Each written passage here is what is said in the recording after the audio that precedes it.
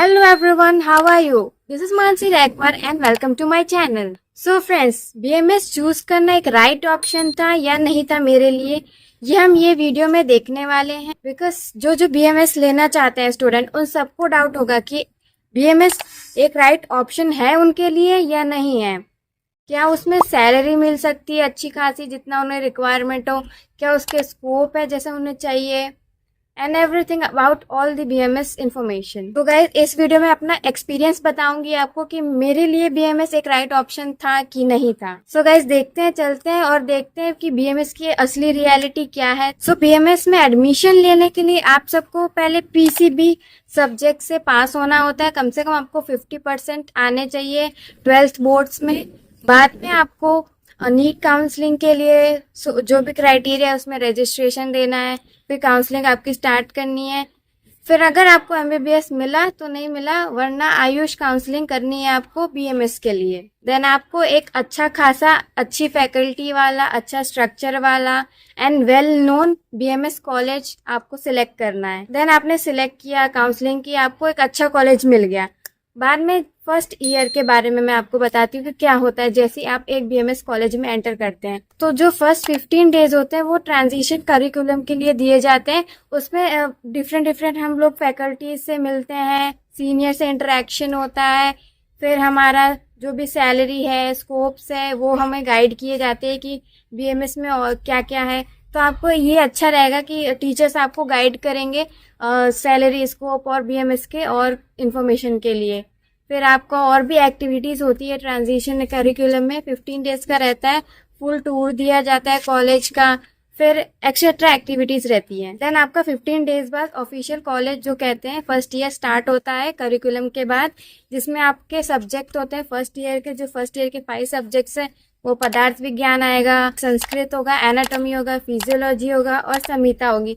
संहिता में अष्टांग हृदय और चरक संहिता फर्स्ट ईयर के लिए।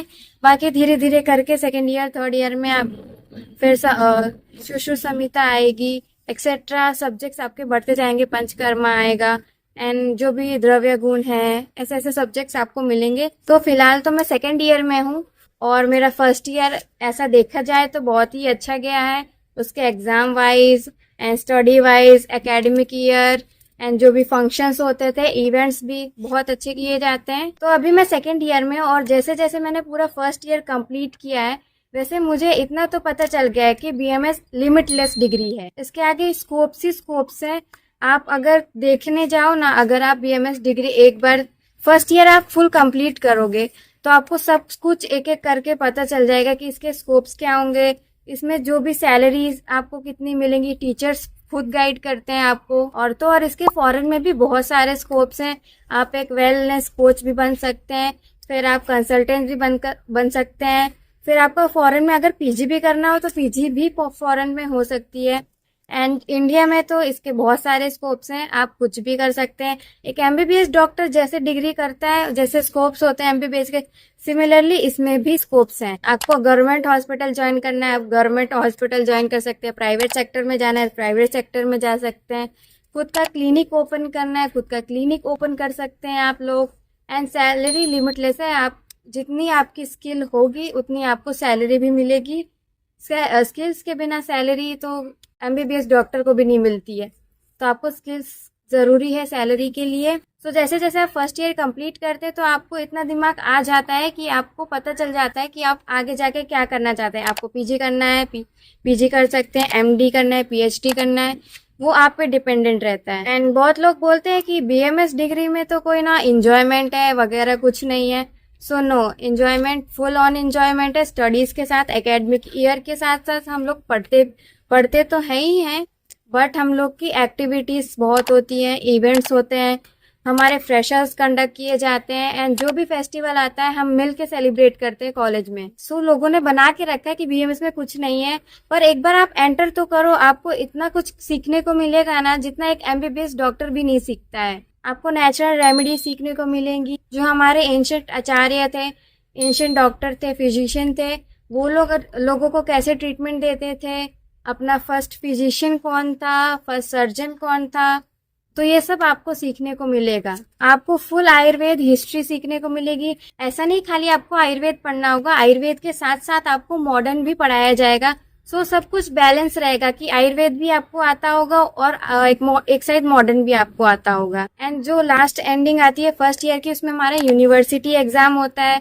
फिर उसमें हम लोग पूरे साल, अगर जिस स्टूडेंट ने नहीं पढ़ा हुआ तो वो 1 महीने पहले बैठता है बुक लेके, फिर सब स्टडी करते हैं साथ में, फिर श्लोकास रिसाइटेशन होता है।